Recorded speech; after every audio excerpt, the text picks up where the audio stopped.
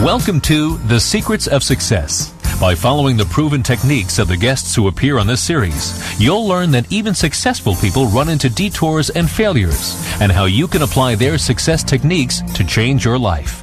You're now listening to the most unique show on radio, the show dedicated to making you a success. If you're ready for a change, our guest, Richard Boyatzis, can help. Richard, thanks for being with us today. Thank you, Bill.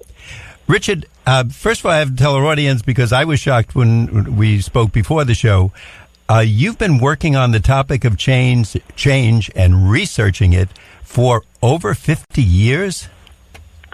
Yes, I was an undergraduate at MIT, specializing in designing interplanetary vehicles in the early to mid-'60s, and went out. I was running out of money, so I went out and got a job in it and discovered that it was really boring. So I finished my degree, but then I decided to move on, and I didn't know what to do. I mean, my parents were immigrants from Greece. My father was a waiter. Everybody I knew in New York City was a Greek male who worked in the restaurant business. I didn't want to do that. So I decided to take a course in management and got introduced to this whole topic of organizational psychology and the whole field of psychology. But I wanted to study how managers didn't help their subordinates, because during my 6.5-month stay of designing space vehicles out in California, I was amazed at how little the managers of our R&D unit got out of us. And the first project I worked on was a real data project on how graduate students at MIT helped or didn't help each other. And the professor who brought me into that, and I ended up publishing the paper, and it just went on from there. So the whole idea of how do you help other people has been really why I got into the field. And I have to say, Richard, I think I misheard you, because I thought you said something that when you started 50 years ago, you were designing interplanetary vehicles? Yeah, that was my first degree as an aeronautics and astronautics at MIT, and that was my specialization. Oh, I have one of those in my garage. I go between the planets very often, so it must be one of the ones. I'll look to see if your name is on it, because... Yeah, we weren't allowed to sign our own products in those days. Okay, I'll see if it's a Richard Boyatzis vehicle, because it sounds like you've had a very interesting career, and I like that for the title of your next book. Now, in your book, Helping People Change, you speak of articulating a personal vision rather than saying you should do this or you ought to. Explain to our audience, first of all, what is a personal vision, and why shouldn't we have you have to do this, you should do this, you ought to do that? Well, let me start with a simple question. If your life were perfect, absolutely ideal, 10 to 15 years from now, what would it be like? If you could spend time, and usually it takes, up to 30-year-olds, it takes them 5 or 6 weeks. If you're in their 40s or 50s or 60s, it probably takes you 3 to 6 months. But if you could start to paint a picture or create an image in your head as to where you'd be living, who you'd be living with, what kind of work you might be doing, how you'd be dealing with your physical health and your spiritual health and your romantic and family relationships and all these kinds of things, that you create what is called a personal vision, which is really your personal dream. And we have found in research studies, including fMRI studies of neural imaging, as well as hormonal studies and a lot of behavioral studies, that when people dream about their idealized future, it's not wasting time, it's actually opening up possibilities. And you activate parts of the brain and your body that allow you to be open to new ideas. Oh, I like that in fact, I just want to repeat, if I understood what you said, when people are setting up a vision of the future, they're not wasting time, but they're opening up possibilities, right? That's right. That's exactly right. And this is from a man who's been studying this for 50 years, so I trust what you say.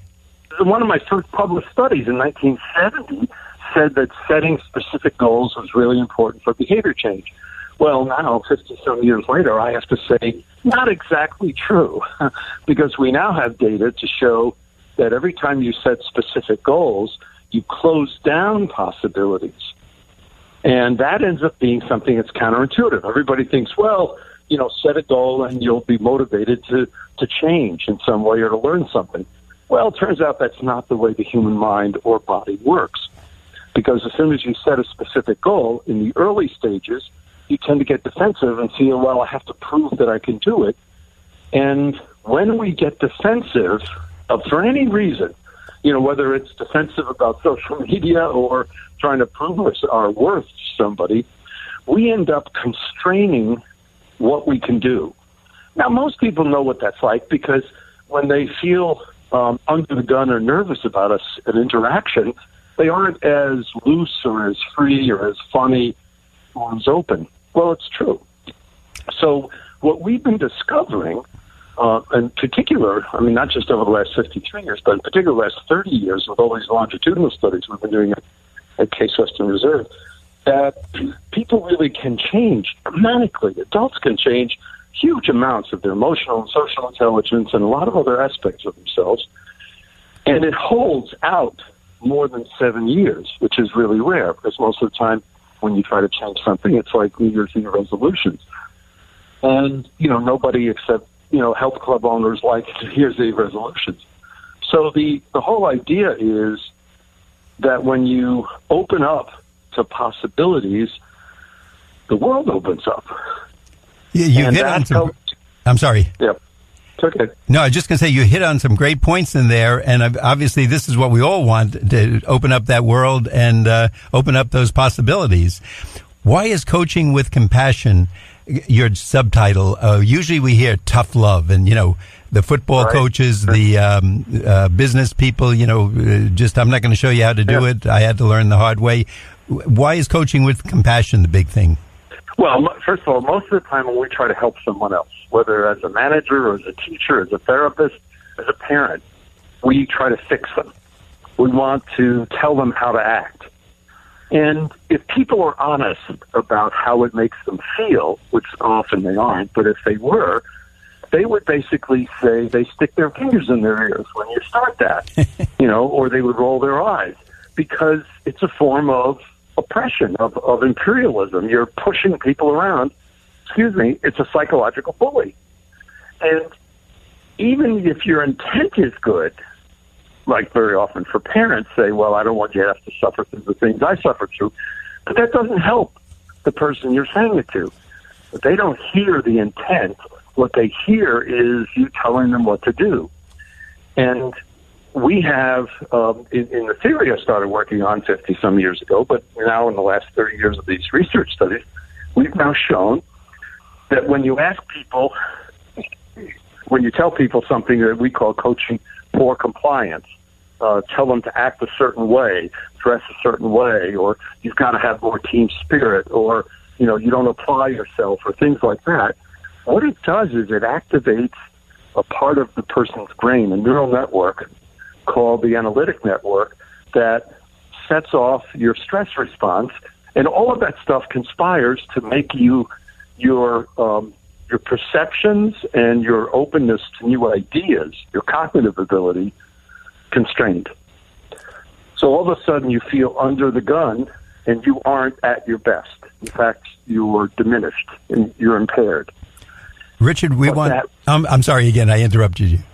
It's okay. But the opposite is what we've found, and we use the term coaching with compassion because what we're just trying to do is capture the essence that if you really want to help somebody else learn or change, think about that person, what they want out of life, why they're doing these things, what their values are, not your own intention.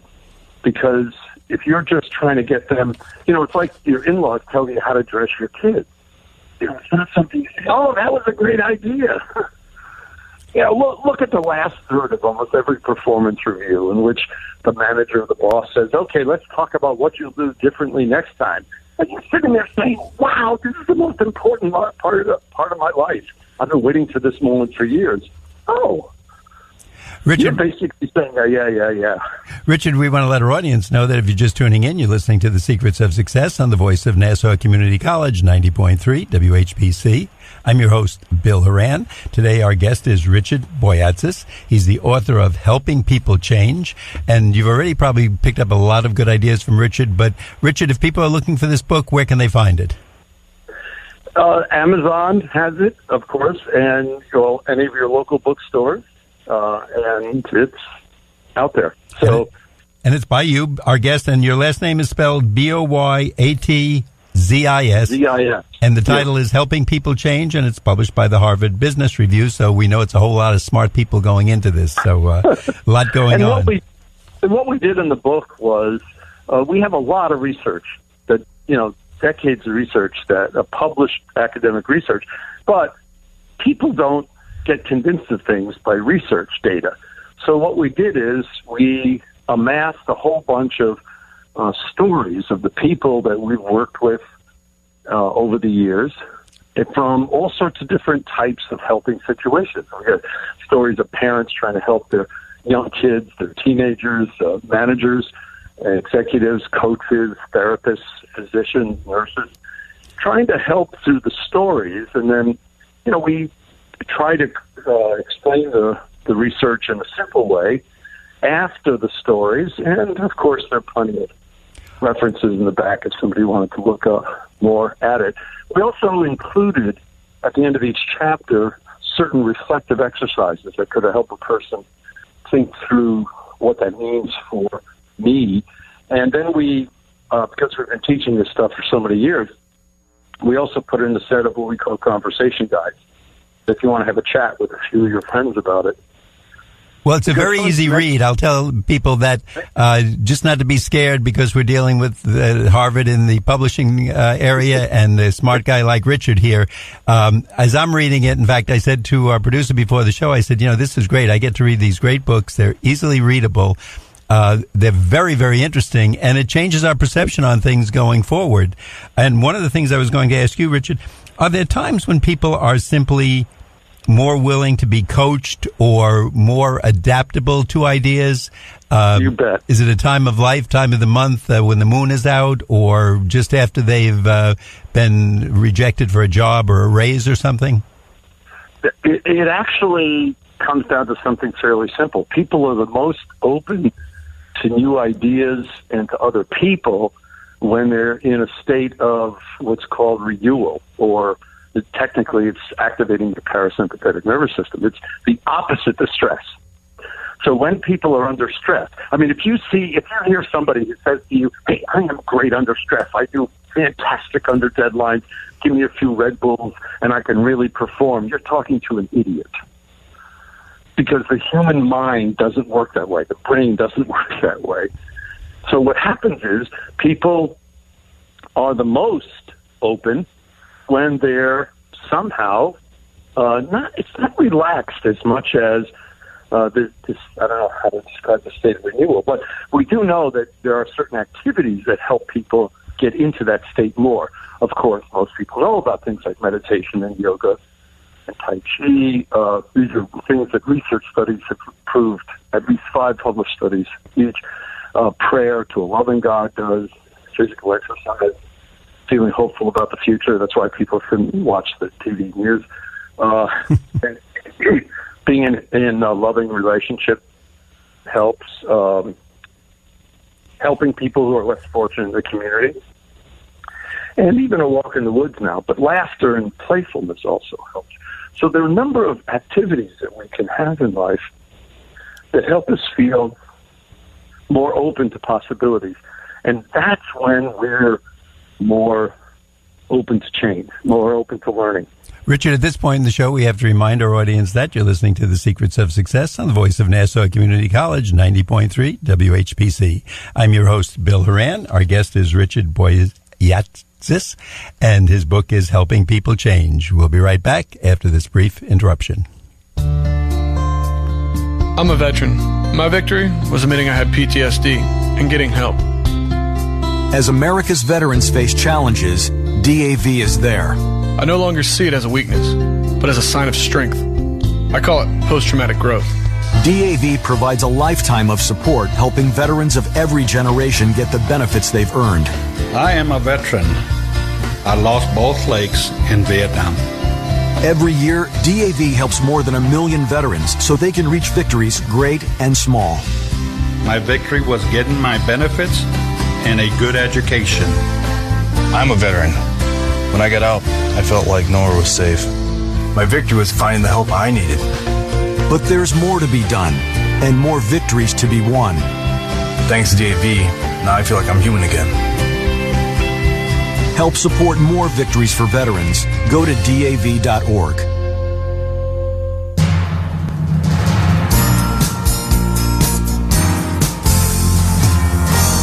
Welcome back. You're listening to The Secrets of Success on the voice of Nassau Community College, 90.3 WHPC. I'm your host, Bill Horan, and our guest today is Richard Boyatzis.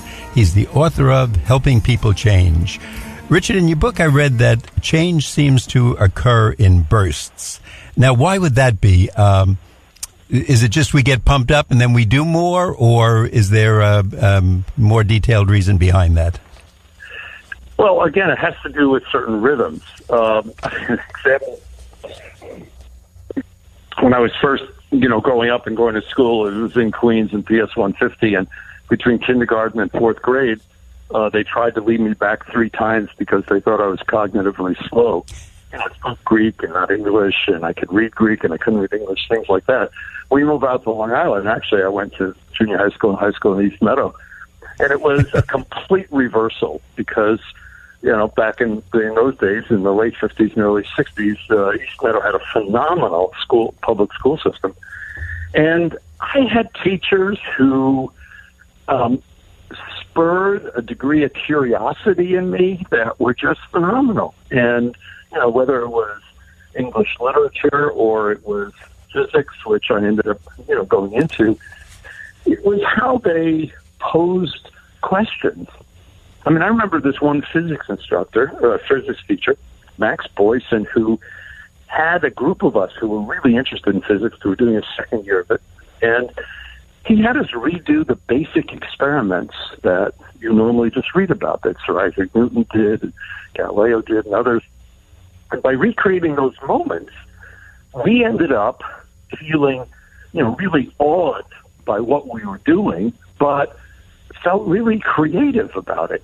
And that's the moment when a person gets touched. They get touched by this sense of possibilities. They feel a sense of hope. They feel excited, engaged, curious. And that's when people are in the mood to learn. And to the extent that the process can keep them there, then they'll keep in this mood or state or openness to learning for a while. The problem that we have is that awful lot of our experiences try to beat it out of us. And I think in most organizations these days, a lot of people have this mythology that they want to motivate people, set some more goals, give them some more dashboard items and more metrics. But the fact is that that doesn't really turn people on to learning something or trying something or innovating. Richard, and there's plenty of research behind this, so it's not just... Oh, I know you've been doing it, and I know how thorough your book is, but again, it's still a very enjoyable read. It's not something that's just saying in studies and statistics, etc. And going through it, I think people will be pleasantly surprised and also be able to help both family members, children, and older members in a lot more effective way and manner. There was a story in there about a doctor, Greg Larkin, I believe. Yes. And could you tell us that? Because I know that impressed me, and I think our audience will take that away from our show today. Greg is a very capable plastic surgeon and was doing quite well at one of the best hospitals, literally. I think it's ranked number 2 now in the United States. And things were going really well. But over time, he just lost the excitement of it all. And in the process, and he didn't have any kids, and he and his wife were okay, but it just, he found, I don't know if you think the expression is the music of life, had gone out of his ears. And he ended up enrolling in an executive MBA course. And as a part of the course, one of my co-authors, Melvin Smith, taught a teaches this first course on developing emotional intelligence that asks people to develop their personal vision, a big dream, 10, 15-year dream, and then has people meeting with specifically trained coaches and how to draw that out of people.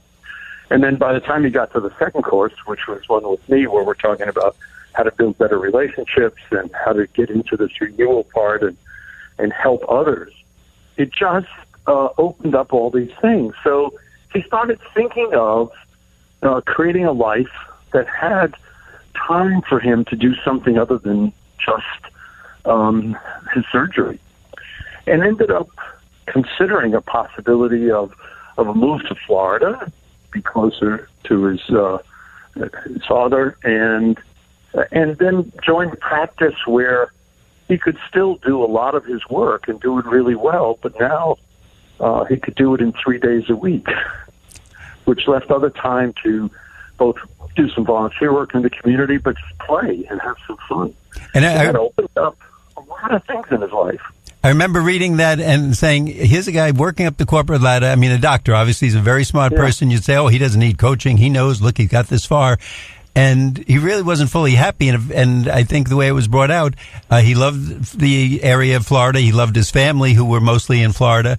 And then when he got there and took this other position, a couple of days a week, he was actually making more than he was in his attempt to, I guess, get a higher position someplace in California or something that might be looked on as a higher position. But he was truly enjoying life more. Right. And as you said, making more in the sense that he was actually making more money than he was before. But that wasn't his driving issue. His driving issue was he just hit a point in his life when, he wanted to feel that there was more to life. And I think that happens with a lot of people, that they find themselves stuck in a routine or not, or feeling trapped in some way. And you asked about the rhythm of the periodicity. I mean, some of that happens in these almost 7-year cycles for many people, where you go from being excited to bored. And the problem is, a lot of times when you go through these cycles at work or in your life, if you don't know that they're happening and they're normal, and that you should do something to rejuvenate your sense of purpose and your sense of direction in life, what you're going to do is acting them out. And you start taking up expensive hobbies or having an affair or doing something stupid, which, derails you in a lot of ways. Well, this is where having a coach or having a friend even who you could talk to about not just the problems. See, part of what we're saying is that even if groups of friends got together, I mean, we don't have time for friends anymore, but it used to be that was the way people worked stuff out. If you got together with a group of folks and you were talking about these things, our point is, it turns out if you focus on the problem, you don't get very far. I mean, at some point you have to figure out what the problem is and then solve it. But if you start that way, you are framing your discussion in a negative way. And that limits how far you're likely to go, because the very thing that might really open things up for you isn't in the same direction. I'll use an example. I used the book Darryl Grisham, with his permission. He was VP of IT at a sized company, $500 million a year or something like that. A small consulting company on the side that staffed IT for jobs, and he was doing really well. And he'd gotten divorced, but he had an amicable relationship with his ex-wife, and he was looking forward to helping his daughter go through school and college and all that, and was very devout in Promise Keepers, because he felt the combination of being an African-American male and being a man of faith, that was important. And so he's doing it in that particular event, or in this particular program. I was his coach, and I had him go through a bunch of exercises, and he wrote his vision essay all about the importance of Promise Keepers and all that. And I remember writing the bottom of his essay saying, do you have a really good trust fund? Because you never mentioned work. And he laughed, and we got together for our first of 3 coaching sessions. And I said, Darryl, tell me what you really would love to do, especially if you didn't have any financial constraints or anything like that. And he said, I don't know, maybe drive a truck long distances, which he had done decades earlier. And I said, oh, come on, and he said, well, maybe a bus. So I'm sitting there saying, this sounds like an escape fantasy. I mean, I don't think this guy, with all of his talent and high-powered stuff, really wants to drive a truck long distances at this stage in his life. So it takes me 45 minutes of trying to ask different questions and work with him. And finally I said to him, okay, you said you like single malt scotches. It's Friday evening. You come home. You've had a fantastic week. And you pour yourself, 3 fingers of your favorite single malt. You sit down and there's a smile on your face. What happened that made you feel so good about the week? And he just snapped right back and said, I helped a bunch of teenagers realize that computers were their way out of the neighborhood. Wow, that's a really great way to find out and to kind of do the probing and... Yeah, and I said, well, so, and he said, well, I can't stop doing what I'm doing and teach high school. He said, I've got financial responsibility now. I said, hey, Dal, I'm not saying you should. So we chatted a little bit longer, and I said, well, suppose you spent half a day a week doing a workshop at the local high school where he went, which wasn't that far away from where we were meeting. I said, or a local community college. Would it interfere with your work? He said, no. I said, suppose you spent every Friday doing it. Would it interfere with your work? He said, no, because I work Saturdays anyway. So, and he just started to get really excited about this. And when he left, he was just bubbling over with ideas. He called me 6 months later and said, that talk we had about all these things, he said, I continue to, do really well at work. He said, but now I'm teaching this stuff at one of the more famous local community colleges. And years later, and he said, I'm loving it, and it doesn't interfere with my work. So I didn't have to sacrifice, the things I was worried about, but I'm still reaching kids in a way that I really wanted to. So I called him 10 years later to follow up for this book to see what had happened. And it turns out that he's gotten a couple of promotions. He's now the top executive in logistics for a very large multinational. So, and I said, so what happened with all those other things? He said, fascinating. After a number of years, the dean of the community college changed and he closed my courses. He said, and then I just started and I got this other promotion and then I got this, other promotion in this new company. And he said, and I just started talking to young people as they got hired. And he set up his own independent, informal mentoring coaching program. And it's not even something that HR makes any deal about. He just does it. And he got very excited because he said, not only am I helping them think through, computers and electronics, but he said, but their whole lives. Richard, I'm loving this, but unfortunately the clock is going. So okay, I have to say to you, the issue of releasing his inner passion and helping it complement what he was doing for his work and enable him to do what he wanted to do in his work even better. Richard, I want our audience to know Helping People Change is the title of the book. It's by our guest, Richard Boyatzis. His spelling is Boyatzis. You'll love it. You're going to find out how to make change a lot easier than you think it might be, and a lot of great ideas from Richard. Richard, we want to thank you for being with us today and remind our audience that you've been listening to The Secrets of Success on the voice of Nassau Community College, 90.3 WHPC. I'm your host, Bill Horan, asking you to please join us again next week at the same time when we will continue our journey to success.